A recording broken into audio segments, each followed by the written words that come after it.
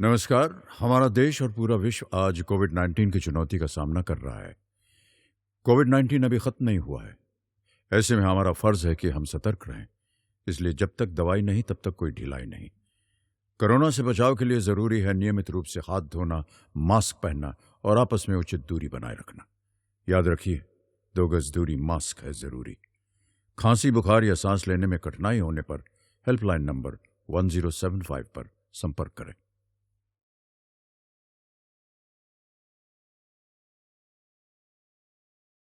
Hello everyone, नमस्ते। मेरा नाम है अमित जैन। आज मैं आप लोगों को व्यावसायिक शिक्षा के अंतर्गत आने वाले क्लास 11 के एम्प्लॉयबिलिटी स्किल्स का यूनिट 3 का लेसन 7 पढ़ाऊंगा, जिसका नाम है हेडर, फुटर और पेज नंबर। इस चैप्टर का आज हम पार्ट 1 पढ़ेंगे। इसी के साथ शुरू करते हैं आज का हमारा अगला टॉपिक, जो कि है हेडर से आपका क्या आशय है। जैसा कि आप जानते हैं कि दस्तावेजों को प्रभावशाली रूप से प्रस्तुत करने के लिए दस्तावेज के अंतर्गत कई प्रकार के ऑब्जेक्ट्स या सामग्री का उपयोग किया जाता है। इन सामग्रियों को आप दस्तावेज के किसी पेज में कई जगह उपयोग करके प्रदर्शित करते हैं। दस्तावेज के किसी पेज को हम कई भागों में बांट सकते हैं: top area, body area, bottom area और साइड एरिया। अगर हम इन पेजेस को इतने भागों में देख के समझते हैं तो हम देखेंगे कि जो टॉप एरिया होता है उसके अंतर्गत हम दो चीजों को ले सकते हैं। एक है टॉप मार्जिन और हेडर। इसी तरह बॉडी एरिया को अगर हम देखें तो इसके अंदर हम जो है कंटेंट की राइटिंग के लिए मेन एरिया के रूप में हम इसको देख सकते हैं। इसी प्रकार से अगर आप बॉटम एरिया को देखें तो आप देखेंगे कि बॉटम एरिया में बॉटम मार्जिन और फुटर का इस्तेमाल किया जाता है। वहीं पर जैसे कि एक पेज के अंतर्गत साइड एरिया भी होते हैं। साइड एरिया के अंतर्गत लेफ्ट मार्जिन और राइट मार्जिन होते हैं। इसी तरह पेज का टॉप एरिया जो है उसे हेडर एरिया कहते हैं, क्योंकि आप चाहें तो अपने दस्तावेज का मार्जिन एरिया को भी हेडर के लिए उपयोग कर सकते हैं। हेडर एरिया का उपयोग कई प्रकार से किया जाता है। लेटर हेड के रूप में हेडर एरिया में वे जानकारी होती है जो किसी व्यवसाय, संस्था, उद्यमी, संगठन, पेशेवर आदि के बारे में सामान्य जानकारी को दर्शाता है। ये जानकारियां हो सकती हैं जैसे किसी व्यवसाय, संस्था, उद्यमी, संगठन, पेशेवर आदि के नाम, इनके पते, इनके द्वारा उपयोग किए गए logo, image, contact number, email, fax, website, slogan आदि। किसी किताब, उपन्यास आदि के अंतर्गत नए पाठ के शुरुआत में पाठ का शीर्षक, उपशीर्षक, पेज नंबर आदि जानकारी को दर्शाने के लिए। और कई संस्थान द्वारा जैसे हेडर एरिया के अंतर्गत नाम, पता आदि बाकी जानकारियों के साथ जावक क्रमांक, समय और दिनांक जैसी जानकारियों के प्रदर्शन के लिए। इस प्रकार से हम कह सकते हैं कि हेडर एरिया किसी दस्तावेज के पेज के ऊपरी मार्जिन के बॉटम के बाद और बॉडी एरिया के शुरुआत से पहले उपलब्ध पेज का वह हिस्सा है जिसका उपयोग कई जानकारियों को प्रस्तुत करने के लिए किया जाता है, जैसे शीर्षक, उपशीर्षक, समय, दिनांक, नाम, पता, logo, image, contact number, email, fax, website, GST number, registration number, slogan आदि। हेडर एरिया का उपयोग कई दस्तावेजों में जानकारियों को ऑटोमेशन और रिपीटेशन के लिए भी किया जाता है। ऑटोमेशन से मेरा मतलब है यहाँ पर कि यहाँ पे दस्तावेज के अंदर की जो जानकारियां हैं वो स्वतः ही जरूरत के हिसाब से बदल जाती हैं, और रिपीटेशन का मतलब यहाँ पर है कि वो स्वतः ही जरूरत के हिसाब से बार बार उनकी कॉपी होती रहती है, उनका रिपीटेशन होता रहता है। डेट और टाइम का अपना आप अपडेट होना इसी के अंतर्गत आता है। पेज के बदलने पर पृष्ठ क्रमांक अपने आप बदल जाना। हेडर एरिया में उपलब्ध जानकारी को दस्तावेज के प्रत्येक पेज पर अपने आप रखना। हेडर एरिया में उपलब्ध जानकारी को दस्तावेज के सिर्फ प्रथम पेज पर रखना, या हेडर एरिया में उपलब्ध जानकारी को दस्तावेज के सम या विषम क्रमांकों के पेज पर अपने आप रखना आदि जो कार्य हैं वो ऑटोमेशन के अंतर्गत हमें देखने को मिलते हैं।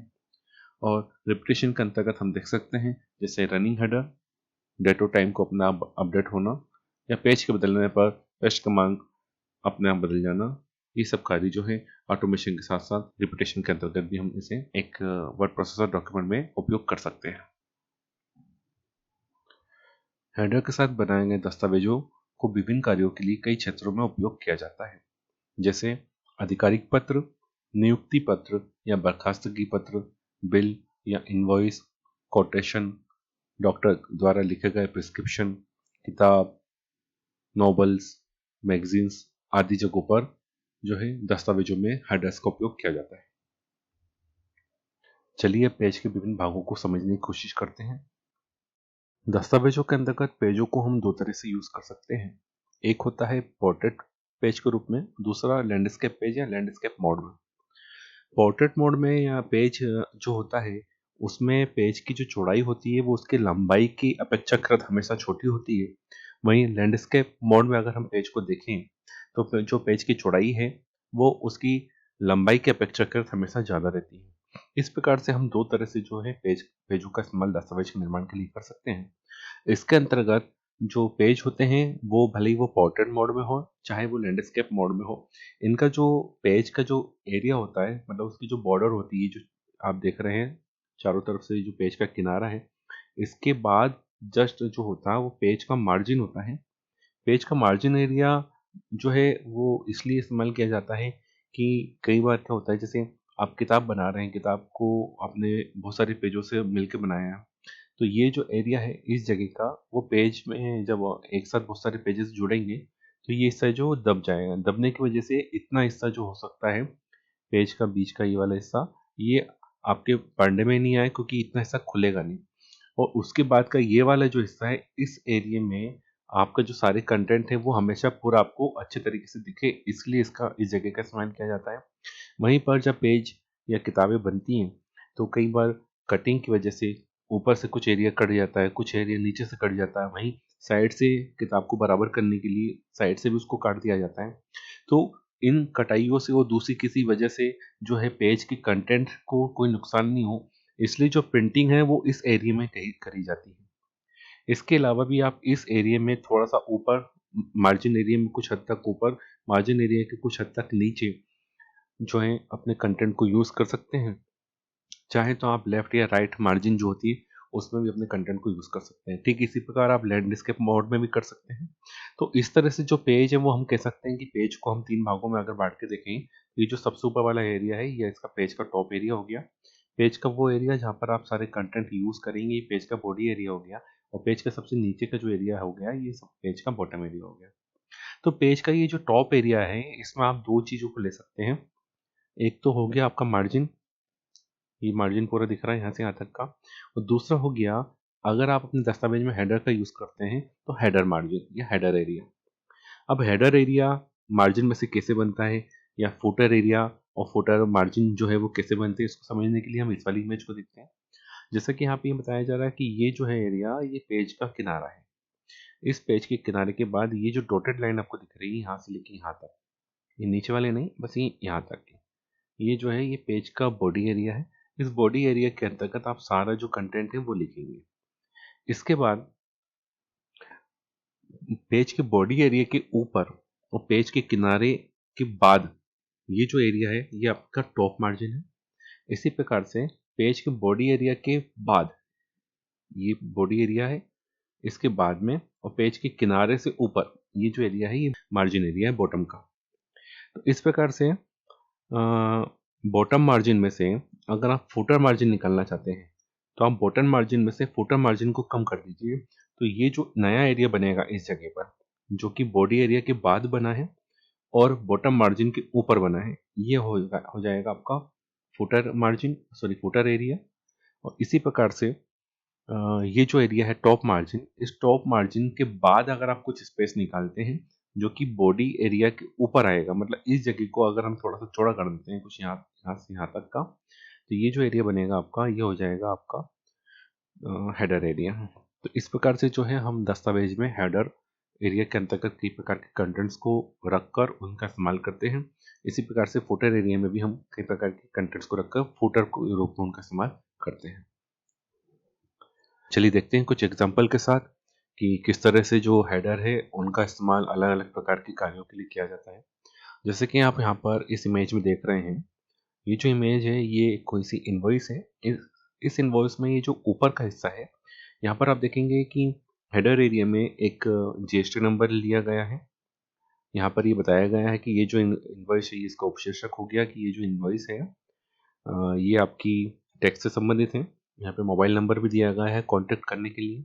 इसी प्रकार से इनकी संस्था का नाम, जो भी इनके फर्म का नाम है, वो यहाँ पे लिखा गया है।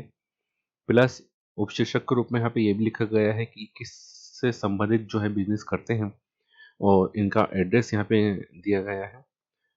तो इस तरह से ये जो जानकारियाँ हैं, जो हर बार ये अपने दस्तावेज में कुछ खास तरह के इनवॉइस के रूप में जब भी ये मतलब इनवॉइस बनाएंगे उसमें यूज़ करेंगे, तो ये जो एरिया है हमेशा हेडर के रूप में आएगा, और कुछ इस तरह से हेडर के साथ इन्होंने अपना इनवॉइस को यहाँ पर बनाया है।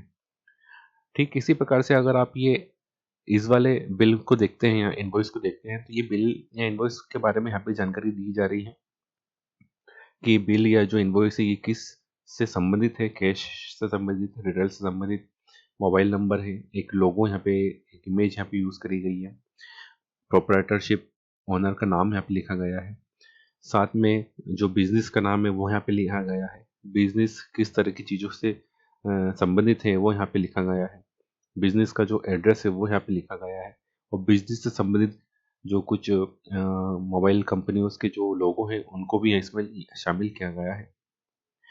इससे इस बिजनेस के बारे में कुछ हमें एक बेसिक जो है अवधारणा, जो धारणा है वो हमें मिलती है, कुछ इन्फॉर्मेशन मिलती है। इसलिए हेडर का उपयोग आप देखेंगे किस तरह से कितनी सारी जानकारियों के साथ एक बिल बनाने के लिए भी किया गया है। ठीक इसी प्रकार से अगर आप इस जगह पे देखेंगे तो ये जो इमेज आपको दिख रही है, इस इमेज में आप देखेंगे यहाँ पर कि एक लोगो यूज किया गया है एक इमेज के फॉर्म में। ये जो नाम दिख रहा है आपको, कंपनी का नाम है जो इलेक्ट्रिक पावर सप्लाई करती है। इन्होंने यहाँ पर अपने इस हेडर एरिया में जो है एक स्लोगन का भी इस्तेमाल किया है। ये अपने बारे में ये भी बता रहे हैं कि ये किस तरह के बिल को इन्होंने जनरेट किया है। नीचे जो बिल दिया गया है वो किससे संबंधित है, इलेक्ट्रिसिटी से संबंधित है। जैसे यहाँ का इनका जो है जीएसटी नंबर दिया गया है, इनका वेब एड्रेस नंबर दिया है, मोबाइल नंबर दिया गया है। तो इस प्रकार से हम देखते हैं कि किस तरह से जो हेडर एरिया है उसको अलग अलग जगहों पर अलग कार्यों के हिसाब से जो है ज़रूरतों के हिसाब से उनको फॉर्मेटिंग करी जाती है, और उनका जो प्रेजेंटेशन है वो इफेक्टिव बनाकर उनको पेश किया जाता है। ठीक है, इसी प्रकार यहाँ पर एक आप सैंपल देखेंगे डॉक्टर के प्रिस्क्रिप्शन लेटर हेड का। इस लेटर हेड में यहाँ पे आप इस जगह पे देख रहे हैं कि ये जो है यहाँ पर एक डॉक्टर की इमेज दी गई है। यहाँ पर आप हॉस्पिटल का या क्लिनिक का नाम लिख सकते हैं, क्लिनिक या हॉस्पिटल का एक लोगो यहाँ पे आ जाएगा। यहाँ पर वो किस तरह के ट्रीटमेंट से संबंधित इलाज करते हैं, यहाँ पे डॉक्टर का नाम। तो ये जो एरिया है पूरा, ये डॉक्टर से संबंधित एक प्रिस्क्रिप्शन पैड जो हेडर के रूप में वो लोग यूज़ करते हैं उसको दर्शाता है। तो इससे हमें ये भी पता चलता है कि जो लेटर हेड या जो डॉक्यूमेंट होते हैं उनमें जो हेडर है वो सिंपल वे में, बिना किसी ज़्यादा फॉर्मेटिंग के साथ, या बहुत इफेक्टिव वे में, बहुत अच्छे तरीके से अच्छे ग्राफिक्स का यूज़ करके भी हेडर को अच्छे से फॉर्मेट करके भी यूज़ किया जा सकता है। इसी तरह आप यहाँ पे देखेंगे ये एक ऑफर लेटर है जो कि किसी कंपनी के द्वारा दिया गया है, और इस ऑफर लेटर में आप हेडर एरिया के अंदर देखेंगे सिर्फ एक लोगो है सेंटर में किसी कंपनी का, साथ में उस कंपनी का यहाँ पर जो है एक एड्रेस दिया गया है। इस प्रकार से जो है विभिन्न कंपनियां जो हैं अपने ऑफर लेटर्स में कुछ फॉर्मेटिंग करके अपनी ज़रूरत के हिसाब से अलग अलग उपयोगों के लिए, कार्यों के लिए उनका उपयोग करती हैं। चलिए इसी के साथ शुरू करते हैं हमारा अगला टॉपिक, जो कि है हेडर का उपयोग करना। इसमें अब देखेंगे हम किस प्रकार से किसी दस्तावेज के अंतर्गत हम जो है हेडर का उपयोग कर सकते हैं। जैसा कि आप यहाँ देख रहे हैं, यहाँ पे डॉक्यूमेंट में मैंने कुछ पेजेस को लिया है जिसके अंदर में एक स्टोरी की जो है कंटेंट्स को कॉपी किया गया है। इस तरह से ये जो डॉक्यूमेंट्स है ये 5 पेजेस का मिलकर बन गया है। यहाँ पे स्टेटस बार में आप देखेंगे टोटल नंबर ऑफ जो पेजेस हैं वो 5 है। इन 5 पेजेस में हम किस प्रकार से हेडर्स का उपयोग करना है वो देखते हैं।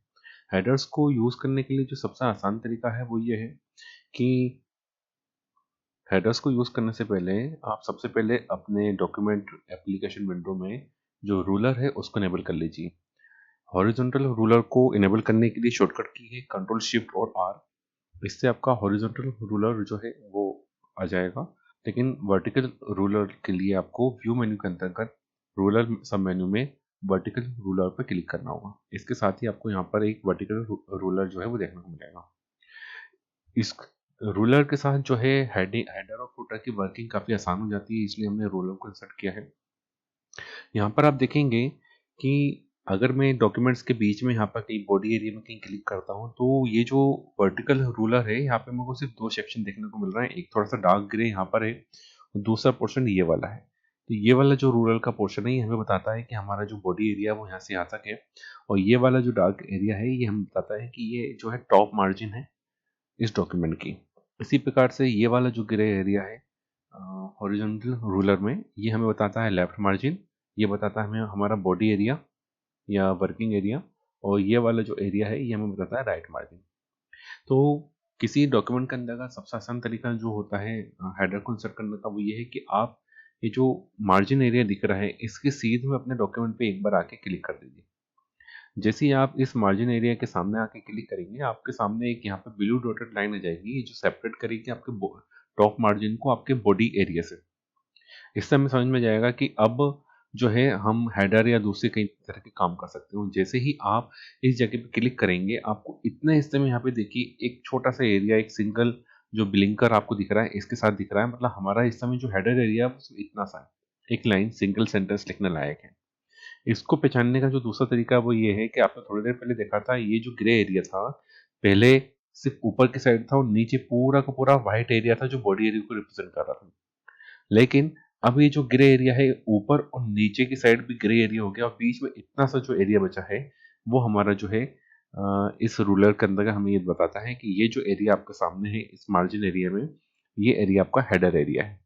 इस हेडर एरिया की वैल्यू मतलब पोजीशन को कम या ज़्यादा करने के लिए या हेडर के एरिया को कम या ज़्यादा करने के लिए हम ये जो रूलर के अंतर्गत डबल हेडेड एरो का यूज़ करेंगे। इसके लिए हमें जो टॉप मार्जिन एरिया का एज है उस पर जाकर माउस को लेकर आना है, माउस के बटन को क्लिक करके इसको ऊपर खिसकाना है। तो यहाँ देखेंगे आप इस तरह से हम जो है हेडर एरिया को कम ज़्यादा टॉप से कर सकते हैं और इसी प्रकार से थोड़ा सा बॉटम से भी कर सकते हैं। जैसे ही हम नीचे लेते जाएंगे आप देखेंगे कि बॉडी एरिया जो है वो नीचे खिसकते जा रहा है। अगर मैं आपको पेज को छोटा करके बताऊं तो आप देखेंगे कि ये जो जैसे मैंने पेज पे क्लिक करा तो जो ये वाला एरिया है इतना सा यहाँ पे देखेंगे इस पेज में माइंड पर ये जो सेंटेंस है वो खत्म हो रहा है और उसके बाद का ये जो नीचे का हिस्सा है ये हमारा जो है वो फुटर एरिया है या फिर बॉटम मार्जिन है। तो बॉटम मार्जिन जो है वो यहाँ पर है। अगर मैं टॉप में जाकर इस जगह को स्केल को जो है रूलर को जो है कम या ज़्यादा करता हूँ तो बॉटम मार्जिन चेंज नहीं हो रहा है, सिर्फ हेडर एरिया का साइज बढ़ता चला जा रहा है। इस तरह से हम जो है हेडर एरिया को जो है कम या ज़्यादा यहाँ से कर सकते हैं। दूसरा जो तरीका है हेडर को इनेबल करने का या डिसेबल करने का वो ये है कि आप अपने डॉक्यूमेंट को जैसे ही ओपन करते हैं मार्जिन एरिया पे क्लिक करते हैं, मार्जिन एरिया पे क्लिक करने के बाद हेडर को इंसर्ट करने के लिए आप हेडर डिफॉल्ट स्टाइल की जो ड्रॉप डाउन बटन आपको कमांड दिख रही है इस पर आपको क्लिक करना है। इस पर क्लिक करते से ही आपको कुछ ऑप्शंस दिख जाएंगे जिसके तहत आप अपने हेडर एरिया को जो है फॉर्मेट कर सकते हैं, अच्छे से पेशकश कर सकते हैं, प्रेजेंटेशन कर सकते हैं उसका। जैसे कि format header, border and background, delete header, insert page number और इंसर्ट पेज काउंट। इसकी मदद से आप हेडर से संबंधित कई कार्य कर सकते हैं। अगर आपने जो है डॉक्यूमेंट में एक हेडर इंसर्ट कर दिया है, जैसे यहाँ पर अभी अपन हमने जो है क्लिक किया और हेडर हमारा इंसर्ट हो गया डॉक्यूमेंट में, इसमें आप जो भी टाइप करेंगे वो यहाँ पे लिखा जाएगा। जैसे मैं यहाँ पे लिख देता हूँ इस कहानी का नाम जो कि है अ लिटिल टाइनी थिंग। और जो भी कंटेंट आप लिखते हैं जैसे वर्ड डॉक्यूमेंट में जो भी कंटेंट की फॉर्मेटिंग करते हैं कुछ उसी प्रकार से फॉर्मेटिंग आप इनकी भी कर सकते हैं। जैसे इसका फ़ॉन्ट का कलर चेंज करना, अलाइनमेंट चेंज करना, फॉर्मेटिंग के लिए बोल्ड इफेक्ट अप्लाई करना, साइज बढ़ाना। इस प्रकार से आप देखेंगे कि ये जो टाइटल के रूप में मैंने कहानी का नाम लिखा है अब ये इसको जो मैंने हेडर एरिया में यूज़ करा है तो अब जब मैं नेक्स्ट पेज पे जाऊंगा तो आप देखेंगे कि जो नेक्स्ट पेज है उसमें भी यही टाइटल जो है आ रहा है। इसका अगर मैं थर्ड पेज पे जाता हूँ, आप यहाँ पे देखेंगे स्टेटस बार में इस समय मैं थर्ड पेज पर हूँ। थर्ड पेज पे भी जो है ऑटोमेटिकली ये जो टाइटल है ये यहाँ पर आता जा रहा है। ऐसे करके ये सारे पेजेस में जो है वो टाइटल आ जाएंगे। यहाँ देखेंगे आप रेड कलर से जो आपको दिख रहा है ये सब टाइटल है जो हेडर एरिया में मैंने फॉर्मेट करे थे। तो अगर आप इस तरह से हेडर एरिया के अंतर्गत जो भी कंटेंट लिखते हैं वो आपके हर पेजेस पे हेडर एरिया को इनेबल करने के बाद आपको दिखने लगेंगे। हेडर एरिया के अंतर्गत कंटेंट लिखने के बाद अगर आप हेडर एरिया को डिलीट करना चाहते हैं तो उसका इजिस्ट तरीका एक जो है वो ये है कि या तो हेडर एरिया का जो मेन कंटेंट है उसको यहाँ पर जाके सिलेक्ट करके उसको डिलीट कर दीजिए, क्लिक कर दीजिए, आपका हेडर एरिया वहाँ से डिलीट हो जाएगा। या फिर जो है आप हेडर एरिया को रिमूव करने के लिए ये जो एज पर ये ब्लू डॉटेड लाइन से जो पार्टीशन आपको दिख रहा है यहाँ पर अगर आप क्लिक करेंगे तो इसके ड्रॉप डाउन बॉक्स में आपको डिलीट हेडर करके एक ऑप्शन आएगा। जैसे आप डिलीट हेडर पर क्लिक करेंगे ये आपसे कंफर्मेशन मांगेगा और यहाँ पर आप यस पे क्लिक कर दीजिएगा। तो जो हेडर है वो आपके डॉक्यूमेंट से रिमूव हो जाएगा। हेडर के रिमूव होते से आप देखेंगे आपके पूरे डॉक्यूमेंट से जो हेडर लिखा हुआ आ रहा था, चैप्टर का जो नाम लिखा रहा था वो अब हट गया है। तो इस तरह से जो है हेडर इंसर्ट करने के बाद सारे पेज पे रिपीटेशन होता है, ऑटोमेशन होता है। इसके अंतर्गत हम और क्या काम कर सकते हैं या हेडर को इंसर्ट करने के लिए और क्या प्रोसेस होती है, क्या स्टेप्स होती है, चलिए उनको देखते हैं। हेडर के जो इजीएस्ट मेथड था वो मैंने आपको बताया कि मार्जिन एरिया के सामने जाकर डॉक्यूमेंट में आप क्लिक कर दीजिए, आपका सामने ऑप्शन आ जाएगा। इस जगह पे जैसे आप डबल क्लिक करके देखेंगे तो आपके सामने ये हेडर का इतना सा एरिया आ गया है। इस हेडर को कम या ज़्यादा करने के लिए आप रूलर का इस्तेमाल कर सकते हैं। बाकी अगर आपको जो है दूसरे मेथड से हेडर को इंसर्ट करना है अपने डॉक्यूमेंट में तो उसके लिए आप जो है इंसर्ट मेन्यू पे जाएंगे। इंसर्ट मेन्यू के अंतर्गत आपको इस जगह पर हेडर एंड फुटर नाम से एक सब मेन्यू मिलेगा। उसके अंतर्गत आपको हेडर, फुटर और यूज हेडर फुटर मेन्यू नाम से सब मेन्यू मिलेंगे। हेडर के अंतर्गत अगर आप जाकर डिफॉल्ट स्टाइल पे क्लिक करते हैं तो आप यहाँ देखेंगे इस जगह पर जो है हेडर इंसर्ट हो जाएगा। पेज के इस एरिया पे थोड़ा सा ध्यान दीजिएगा। जब मैं हेडर की जो डिफॉल्ट स्टाइल है उसकी कमांड को इंसर्ट करता हूँ तो इंसर्ट मेन्यू के अंतर्गत हेडर एंड फुटर पे हेडर में जब मैं डिफॉल्ट स्टाइल पे क्लिक करूंगा तो आप देखेंगे कि इस जगह पे जो है हेडर के लिए स्पेस अवेलेबल हो गए हैं। अब यहाँ पर आप जो भी कंटेंट लिखेंगे वो जो है हेडर के रूप में हमारे डॉक्यूमेंट्स में यूज होने लगेगी। इस तरह से जो है आप अपने डॉक्यूमेंट में हेडर को इंसर्ट कर सकते हैं और हेडर इंसर्ट करके उसको डिफरेंट पेजेस पर उसका उपयोग कर सकते हैं। इसी के साथ साथ हेडर को इंसर्ट करने के लिए एक तरीका और है जिसके अंतर्गत आप जो है हेडर को यूज करेंगे साइड बार की मदद से। इसके लिए आपको जो साइड बार है उसके अंतर्गत पेज सेक्शन में जाना होगा। इससे आपका पेज नामक साइड बार ओपन हो जाएगा। इस साइड बार में आप देखेंगे अलग अलग आपको जो है पैनल टाइटल दिख रहे हैं, फॉर्मेट, स्टाइल्स, हेडर्स और फुटर। यहाँ पर आप हेडर का यूज करके हेडर को थोड़ा सा जो है इंसर्ट भी कर सकते हैं अपने डॉक्यूमेंट के अंतर्गत। जैसे कि आप यहाँ पे देखेंगे, जैसे ही इस जगह पे देखेंगे आप डॉक्यूमेंट्स के कि इस जगह पर चेंजेस आ रहा है। जैसे ही मैं जो है हेडर के अंतर्गत साइड बार में इस मार्जिन्स वाले सेक्शन को कम या ज़्यादा कर रहा हूँ, इनेबल या डिसेबल कर रहा हूँ। इसके इनेबल होते से ही मतलब जो है यूज़र वर्ड प्रोसेसर को परमिशन दे रहा है कि हेडर को इंसर्ट किया जाए। अब आप हेडर में क्या क्या कार्य कर सकते हैं वो यहाँ पे थोड़ा सा समझ लेते हैं हम। हेडर के अंतर्गत आप यहाँ पे मार्जिन सेट कर सकते हैं। हेडर के आसपास का जो मार्जिन एरिया है वो हेडर के अंतर्गत आप स्पेसिंग भी चेंज कर सकते हैं। यहाँ देखिए मार्जिन के अंतर्गत आपको कुछ कमांड दिख रहे हैं कि किस तरह से मार्जिन को जो है वो लेना है। Extra small, small, small, medium, medium, medium large, large, extra large, etcetera करके। इसी प्रकार से आप स्पेसिंग देख रहे हैं, यहाँ पर स्पेसिंग का भी यूज़ जो है हेडर में कर सकते हैं। ये देखिए एक्स्ट्रा लार्ज जैसे मैं स्पेसिंग लेता हूँ तो यहाँ देखिए बॉडी एरिया जो है वो नीचे खिसक गया है और इस जगह अगर आप देखेंगे तो यहाँ पर जो है ये वाला स्पेस ये बढ़ गया है एक्स्ट्रा स्पेस में, एक्स्ट्रा लार्ज में। अगर मैं इसको स्मॉल करता हूँ तो आप देखेंगे कि ये जो हेडर एरिया है ये छोटा हो गया है। वहीं पर अगर मैं मार्जिन एरिया को एक्स्ट्रा स्मॉल कर देता हूँ तो मार्जिन तो आप देखेंगे कि एक्स्ट्रा स्मॉल करने से ये जो मार्जिन एरिया है, इस मार्जिन एरिया में ये जो मेरा हेडर एरिया है, इस हेडर एरिया में लेफ्ट मार्जिन और राइट मार्जिन जो है वो कम या ज़्यादा हो रही है। इसको देखने के लिए आप देखिएगा कर्सर मेरा इस समय जो है हेडर एरिया में है। हेडर एरिया के बाद जब मैं साइड बार का उपयोग करके मार्जिन के अंतर्गत एक्स्ट्रा स्मॉल की जगह मैं मीडियम करता हूँ, तो आप यहाँ देखेंगे ये जो चेंजेस आए हैं इस जगह पे देखिएगा, जो है मार्जिन का जो साइज है वो थोड़ा सा बढ़ गया है। वहीं अगर मैं इसको लार्ज करता हूँ तो आप फिर देखेंगे कि इसने लेफ्ट और राइट मार्जिन को और ज़्यादा बढ़ा दिया है, जिससे मेरा हेडर एरिया जो है वो कम हो गया है। अगर आप हेडर एरिया के लेफ्ट और राइट से भी ज़्यादा कंटेंट लिखने के लिए उसके जगह ज़्यादा यूज़ करना चाहते हैं, तो आप जो है नन भी कर सकते हैं। इससे जो आपका एरिया है वो बिल्कुल एकदम जो है एज पे आ जाएगा डॉक्यूमेंट के। वहीं अगर आप एक्स्ट्रा इस्तेमाल करते हैं तो थोड़ा थोड़ा सा ये अंतर आप देख सकते हैं, इस तरह से इसके अंतर्गत देखने को आपको मिलेंगे। इसी के साथ इस पार्ट का आज का हमारा ये टॉपिक यहीं पे खत्म होता है। अगले टॉपिक में हम इसी पार्ट का पार्ट 2 पढ़ेंगे, जो कि होगा header footer and page number. इसके अंतर्गत जो हम टॉपिक कवर करेंगे वो होंगे using header, inserting footer and inserting title page number and page count. इसी के साथ मैं आपसे विदा लेता हूँ। Thank you, thanks a lot. किशोरावस्था संबंधित समस्याओं के परामर्श हेतु समर्पित उमंग किशोर हेल्पलाइन के टोल फ्री नंबर 144225 पर संपर्क करें।